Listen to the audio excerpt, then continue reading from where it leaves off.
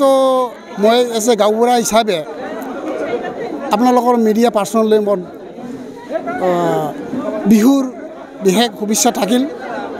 লগতে আমি এইটো বিহু ৰংজালী বৈশাগু যিটো আমি উদযাপন কৰি আছোঁ, আমি বহু বছৰৰ পৰা এইটো প্ৰতি বছৰে উদযাপন কৰোঁ।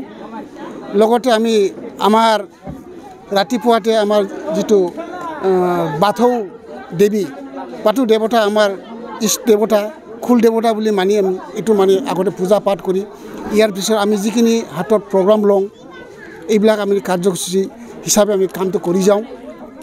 সৰুৱে ডাঙৰক সন্মান দিওঁ, ডাঙৰে সৰুক আদৰ দিয়ে তেনেকৈ। আৰু আমাৰ গাঁৱত যিখিনি বয়স্ক মাইকী মানুহ মতা মানুহ থাকে, আমি সিহঁতক এনেকৈ এটা আৰণাই দি সন্মান জনাওঁ। আৰু এনেকৈ আমি এতিয়া সৰু সুৰা মনোৰঞ্জনৰ কাৰণে যিবিলাক থলুৱা গেম হিচাপে ৰাখিছোঁ, ইয়াত কলগছত উঠা, হাঁহ ধৰা, মাইকী মানুহবিলাকক ৰছী টনা এইবিলাক ৰাখিছোঁ।